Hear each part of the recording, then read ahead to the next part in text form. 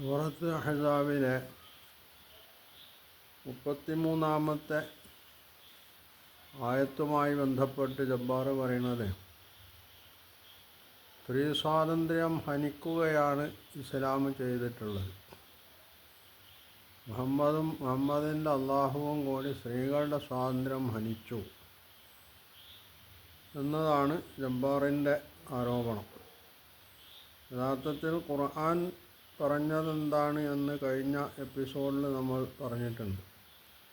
വലാ തബറജന തബറുജൽ ജാഹിലിയ്യത്തിൽ ഊല എന്ന് പറഞ്ഞാൽ സ്ത്രീ സ്വാതന്ത്ര്യം ഹനിക്കുക എന്നതാണോ? ഒരു സാമാന്യ ബുദ്ധിക്ക് എന്താണ് മനസ്സിലാവുക? നിങ്ങളുടെ വസ്ത്രധാരണ രീതിയിലും മറ്റ് സമൂഹത്തിലേക്ക് ഇറങ്ങി വരുമ്പോഴുള്ള നിങ്ങളുടെ സമീപനങ്ങളിലുമൊക്കെ നിങ്ങൾ ചില മാന്യതകൾ പാലിക്കേണ്ടതുണ്ട് എന്ന് പറയുന്നതും സ്വാതന്ത്ര്യം തടയുന്നതും എങ്ങനെയാണ് ഒന്നാവുക? ഇത് വ്യക്തമാക്കേണ്ടത് ജബ്ബാറിനെ പോലുള്ള ആളുകളാണ്.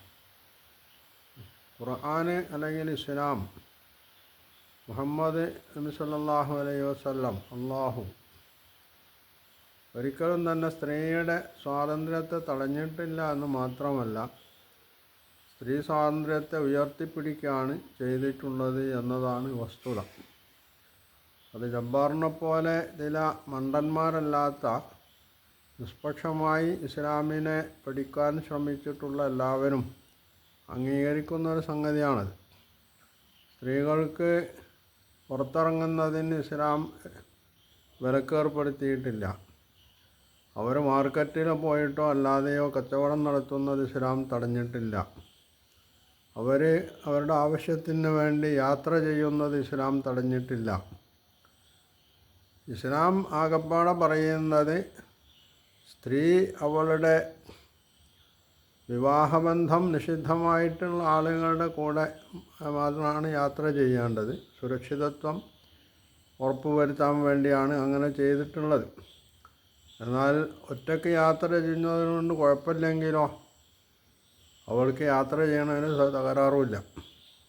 ഇസ്ലാമിൻ്റെ ഹിജ്റയുടെ ഘട്ടം തൊട്ട് ഇങ്ങോട്ട് പരിശോധിച്ചാൽ ചരിത്രത്തിലുടനീളം സ്ത്രീകൾ അവരുടെ ആവശ്യങ്ങൾക്ക് വേണ്ടി പുറത്തിറങ്ങുകയും സഞ്ചരിക്കുകയും കച്ചവടം നടത്തുകയും യുദ്ധത്തിൽ പങ്കെടുക്കുകയും ഒക്കെ ചെയ്തതിന് ഒരുപാട് ഉദാഹരണങ്ങൾ, തെളിവുകൾ നമ്മൾക്ക് ചൂണ്ടിക്കാണിക്കാൻ കഴിയും. ഇതൊക്കെ മറച്ചു വെച്ചുകൊണ്ടല്ലാതെ ഒരാൾക്ക് ഇസ്ലാം സ്ത്രീ സ്വാതന്ത്ര്യം ഹനിക്കുകയാണ് ചെയ്തിട്ടുള്ളത് എന്ന് ആരോപിക്കാൻ കഴിയില്ല എന്നുള്ളതാണ്. അപ്പോൾ ജബ്ബാറിൻ്റെ കയ്യിൽ അത് തെളിയിക്കാനുള്ള തെളിവുകളൊന്നുമില്ല. ആകപ്പാടെ വലാ തബറജന തബറുജൽ ജാഹിലിയ്യത്തിൽ ഊല എന്ന ഈ ഒരു പ്രയോഗം എടുത്തിട്ടാണ് ജബ്ബാർ ഇസ്ലാമിനെ വിമർശിക്കുന്നത്. ഇനി നബി സല്ലല്ലാഹു അലൈഹി വസല്ലമ തന്നെ തൻ്റെ യാത്രയിൽ പലപ്പോഴും ഭാര്യമാരെ കൂടെ കൂട്ടാറുണ്ട്. ഭാവിയിൽ ഇസ്ലാമിക ലോകത്ത് സംഭവിക്കാനുള്ള സംഭവവികാസങ്ങളെ സംബന്ധിച്ച് പ്രവചിച്ചപ്പോഴും നബി സല്ലല്ലാഹു അലൈഹി വസല്ലമ സ്ത്രീകളുടെ അതിനുള്ള പങ്കാളിത്തത്തെ സംബന്ധിച്ച് പറഞ്ഞതായിട്ട് കാണാൻ കഴിയും. എന്തിനേറെ മദീനയിലെ അല്ലെങ്കിൽ അറേബ്യയുടെ പുറത്തേക്കുള്ള യാത്രയിൽ പോലും സ്ത്രീ പങ്കാളിത്തത്തെ സംബന്ധിച്ച് ഹദീസിൽ നബി സല്ലല്ലാഹു അലൈഹി വസല്ലമ തന്നെ അവർക്ക് അനുവാദം കൊടുത്തതായിട്ട് നമ്മൾക്ക് വായിക്കാൻ കഴിയുന്നുള്ളതാണ്. ലോകചരിത്രത്തിൽ ഇസ്ലാമിൽ സ്ത്രീ മുമ്പിട്ടിറങ്ങുകയും സമൂഹത്തിൻ്റെ വളർച്ചയിൽ പങ്കുവഹിക്കുകയും ചെയ്ത സംഭവം അത് ഇസ്ലാമിക ചരിത്രത്തിലേതുപോലെ ലോക ചരിത്രത്തിൽ എവിടെയും സ്ത്രീകൾ ആ രംഗത്ത് മുന്നിട്ടിറങ്ങിയതായിട്ട് നമുക്ക് കാണാൻ കഴിയില്ല. ഇതെന്തുകൊണ്ടാണ് സംഭവിച്ചതെന്ന് ചോദിച്ചാൽ സ്ത്രീക്ക് ഇസ്ലാം നൽകിയിട്ടുള്ള സ്വാതന്ത്ര്യമാണ് അതിന് കാരണം. അവിടെ അവർക്ക് ചില നിബന്ധനകൾ ഇസ്ലാം ഏർപ്പെടുത്തിയിട്ടുണ്ടെന്നുള്ളത് ശരിയാണ്. അതാണ് വലാ തബറജന തബറുജൽ ജാഹിലിയ്യത്തിൽ ഊല എന്നതുകൊണ്ട് ഉദ്ദേശിക്കുന്നത്. എന്ന് പറഞ്ഞാൽ ജബ്ബാറിൻ്റെ ഇത്തരത്തിലുള്ള ആരോപണങ്ങൾക്ക് യാതൊരു അടിസ്ഥാനമില്ല എന്നുള്ളതാണ് അതിൽ നിന്ന് മനസ്സിലാക്കേണ്ടത്. തുടർന്ന് ഈ ആയത്തിൽ പറയുന്നത് സംഗതി വാഖിംന സ്വലാത്ത വാത്തീന സക്കാത്ത വാതീനല്ലാഹ വറസൂലഹു.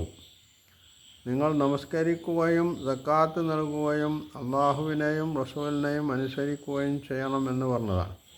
അപ്പോൾ ജബ്ബാർ പറഞ്ഞത് അള്ളാഹുവിനെയും റസൂലിനെയും അനുസരിക്കണം എന്ന് പറഞ്ഞാൽ അള്ളാഹും റസൂൽ ഒന്ന് തന്നെയാണ് എന്നാ. അള്ളാഹും റസൂൽ ഒന്നാണെങ്കിൽ അതീനല്ലാഹ വറസൂലഹു, അള്ളാഹുവിനെ അനുസരിക്കണം, അവൻ്റെ റസൂലിനെ അനുസരിക്കണം എന്ന് പറയുന്നതിന് എന്താ അർത്ഥമുള്ളത്?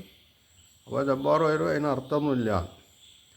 യഥാർത്ഥത്തിൽ അള്ളാഹു ജബ്ബാർ അംഗീകരിച്ചാലും ഇല്ലെങ്കിലും അള്ളാഹു ആണ് റസൂലായിട്ട് നിയോഗിച്ചിട്ടുള്ളത്. അതുകൊണ്ട് റസൂലിനെ അനുസരിക്കണോ വേണ്ടേ എന്ന് പറയേണ്ടത് അള്ളാഹുവാണ്.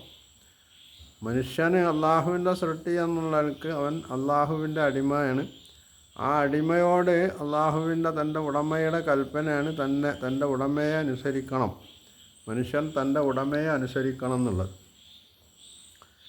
ആ കൂട്ടത്തിൽപ്പെട്ട മറ്റൊരു നിർദ്ദേശമാണ്, അല്ലെങ്കിൽ കൽപ്പനയാണ് മനുഷ്യന് അവൻ്റെ ജീവിത നിയമങ്ങൾ, സന്മാർഗം, സദാചാരം, ധാർമ്മികത ഇതൊക്കെ പഠിപ്പിക്കാൻ കാലാകാലങ്ങളിൽ അള്ളാഹു പ്രവാചകന്മാരെ എല്ലാ നാട്ടിലും അയച്ചിട്ടുണ്ട്. ഇപ്പോൾ ഇവിടെ മുഹമ്മദ് നബി സല്ലല്ലാഹു അലൈഹി വസല്ലമയെയും അള്ളാഹുവാണ് അയച്ചിട്ടുള്ളത്. അതുകൊണ്ട് അള്ളാഹുവിൻ്റെ റസൂലിനെ നിങ്ങൾ അനുസരിക്കണം. ഇവിടെ ശ്രദ്ധേയമായിട്ടുള്ളൊരു സംഗതി, അതീനല്ലാഹ എന്ന് പറഞ്ഞതിന് ശേഷം നബി സല്ലല്ലാഹു അലൈഹി വസല്ലമയുടെ ഭാര്യമാരെ സംബോധന ചെയ്തുകൊണ്ടാണുള്ളത് പറയുന്നത്. അങ്ങനെയാണെങ്കിൽ പറയേണ്ടിയിരുന്നത് എന്താണ്? അതീന സൗജക്കുന്ന, നിങ്ങൾ നിങ്ങളുടെ ഭർത്താവിനെ അനുസരിക്കണം എന്നാണ് പറയേണ്ടിയിരുന്നത്. കാരണം നബി സല്ലല്ലാഹു അലൈഹി വസല്ലമയുടെ അവരെ ഭർത്താവാണ്. പക്ഷെ അതിന് പകരം ഇവിടെ ഖുർആൻ പറഞ്ഞത് വറസൂലഹു, അതീനല്ലാഹ വറസൂലഹു, നിങ്ങൾ അള്ളാഹുവിനെ അനുസരിക്കണം, അവൻ്റെ ദൂതനെയും അനുസരിക്കണം എന്നുള്ളതാണ്. അപ്പോൾ അവിടെ ഒരു സാമാന്യ ബുദ്ധിക്ക് മനസ്സിലാക്കാൻ കഴിയും, ഇവിടെ ഭർത്താവിനനുസരിക്കുക എന്നതിനല്ല പ്രസക്തി. അത് സാധാരണ ജീവിതത്തിൽ, കുടുംബജീവിതത്തിൽ സ്ത്രീകൾ ചെയ്യേണ്ട ഒരു സംഗതിയാണ്. എന്നാൽ അതിലുപരി ഇവിടെ അള്ളാഹുവിൻ്റെ മുഹമ്മദ് നബി സല്ലല്ലാഹു അലൈഹി വസല്ലം ഈ സ്ത്രീകളുടെ ഭർത്താവാണെങ്കിലും അദ്ദേഹം അള്ളാഹുവിൻ്റെ റസൂലാണ്. അതുകൊണ്ട് റസൂലിനോട് സ്വീകരിക്കേണ്ട ഒരു സമീപനമുണ്ട്. അത് സ്വന്തം ഭർത്താവിനോട് എന്നതിനൊക്കെ ഉപരിയായിട്ട് അള്ളാഹുവിൻ്റെ ദൂതൻ എന്നുള്ള ആൾക്ക് അദ്ദേഹത്തെ കാണുകയും ആ സ്ഥാനം അംഗീകരിച്ചുകൊണ്ട് അദ്ദേഹത്തെ എങ്ങനെയാണോ അനുസരിക്കേണ്ടത് ആ രീതിയിൽ അനുസരിക്കുകയും ചെയ്യാം. ഇത് പഠിപ്പിക്കാനാണ് ഇവിടെ അതീനല്ലാഹ റസൂലഹു എന്ന് ഭാര്യമാരോട് പറഞ്ഞിട്ടുള്ളത് എന്നുള്ളതാണ് വസ്തുത. അപ്പോൾ റസൂലിനോട് ഉള്ള സമീപനം, ഭർത്താവ് എന്നുള്ളവർക്ക് റസൂലിനോട് ഭർത്താവ് എന്നുള്ളവർക്കുള്ള നിങ്ങളുടെ സമീപനമാവാം. എന്നാൽ അതിലുപരി അള്ളാഹുവിൻ്റെ ദൂതൻ എന്നുള്ള സമീപനവും കൂടി നിങ്ങൾ അദ്ദേഹത്തിനോട് പിന്നെ പുലർത്തേണ്ടതുണ്ട് എന്ന് കാണിക്കാനാണ് ഇവിടെ അതീനല്ലാഹ എന്ന് പറഞ്ഞതിന് ശേഷം റസൂലഹു എന്ന് പറയുന്നത്. മാത്രമല്ല ഈ സംഗതികളൊന്നും ഇത് നേർക്കുനേരെ പ്രവാചക പത്നിമാരോടാണ് പറയുന്നതെങ്കിലും ഇത് അവർക്ക് മാത്രമായിട്ടുള്ളൊരു നിർദ്ദേശമല്ല. മൊത്തം മുസ്ലിം സ്ത്രീകളെ സംബന്ധിച്ചിടത്തോളം അവർ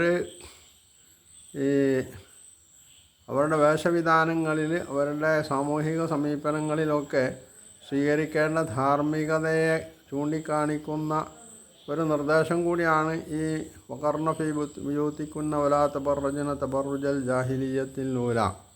അതോടൊപ്പം നിങ്ങൾ നമസ്കരിക്കുകയും നോമ്പനുഷ്ഠി സക്കാത്ത് കൊടുക്കുകയും അള്ളാഹുവിനെയും അവൻ്റെ റസൂലിനെയും അനുസരിക്കണം ചെയ്യണം എന്ന് പറയുന്നത് മറ്റ് മുസ്ലിം സ്ത്രീകളോട് കൂടിയുള്ളൊരു നിർദ്ദേശമാണ്. ഇവിടെ അള്ളാഹുവിൻ്റെ റസൂല്, ആ റസൂലിൻ്റെ ഭാര്യമാരിൽ തന്നെ റസൂലിനെ ഈ രീതിയിൽ പരിഗണിക്കണം എന്നാണ് പറയുന്നതെങ്കിൽ മറ്റ് സ്ത്രീകളെ സംബന്ധിച്ചിടത്തോളം അത് എന്തുകൊണ്ടും അവർ ആ രീതിയിൽ റസൂൽ സല്ലല്ലാഹു അലൈഹി വസല്ലമയെ അംഗീകരിക്കാനും റസൂലിനനുസരിക്കാനും കൂടുതൽ ബാധ്യസ്ഥരാണെന്നാണ് വരിക. അത് ചൂണ്ടിക്കാണിക്കാനാണ് ഇവിടെ അതീനല്ലാഹ വ റസൂലഹു എന്ന് വിശുദ്ധ ഖുർആൻ പറഞ്ഞിട്ടുള്ളത് എന്നുള്ളതാണ്.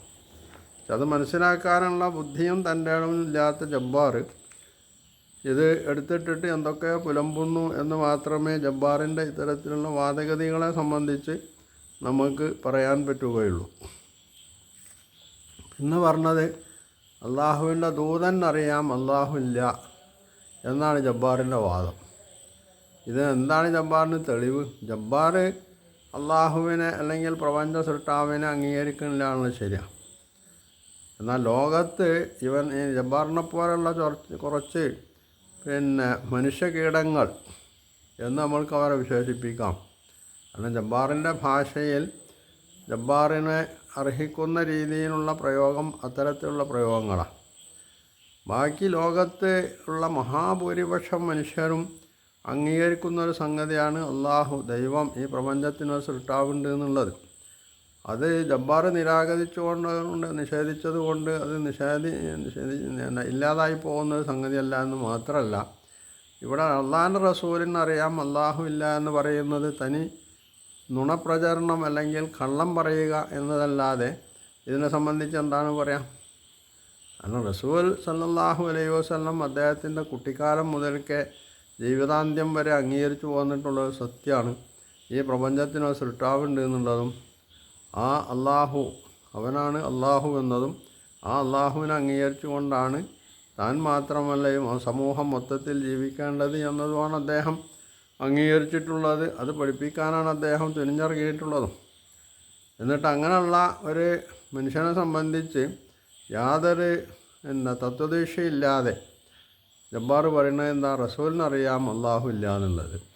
അപ്പോൾ ഇത്തരത്തിലുള്ള കള്ളം പറയണമെങ്കിൽ അതിൻ്റെ തൊലിക്കട്ടി, അപാരമായിട്ടുള്ള തൊലിക്കട്ടിയുള്ള ഒരാൾക്ക് മാത്രമേ അങ്ങനെ പറയാൻ കഴിയുള്ളൂ എന്നുള്ളതാണ് നമ്മൾ മനസ്സിലാക്കേണ്ടത്. അപ്പോൾ ഇവിടെ ജബ്ബാറിനെ സംബന്ധിച്ചിടത്തോളം ജബ്ബാറിന് തെളിവുകളുടെ ആവശ്യമില്ല. തൻ്റെ വായിൽ വന്ന എന്തതും വിളിച്ചു പോവുക എന്നുള്ളതാണ് ജബ്ബാർ ആരുടെ കാര്യത്തിലും ചെയ്തുകൊണ്ടിരിക്കുന്നത്. അത് വിശേഷിച്ചും അള്ളാഹുവിൻ്റെയും റസൂലിൻ്റെയും കാര്യത്തിലാവുമ്പോൾ അള്ളാഹിനെയും റസൂലിനെയും ഇസ്ലാമിനെയും അവഹേളിക്കാനുള്ളത് തൻ്റെ ജീവിത ലക്ഷ്യമായി അംഗീകരിച്ച ജബ്ബാറിനെ സംബന്ധിച്ചിടത്തോളം അത് അങ്ങനെ ആയില്ലെങ്കിലേ അത്ഭുതമുള്ളൂ എന്നതാണ് വസ്തുത. അതാണ് ജബ്ബാർ ചെയ്തുകൊണ്ടിരിക്കുന്നത്.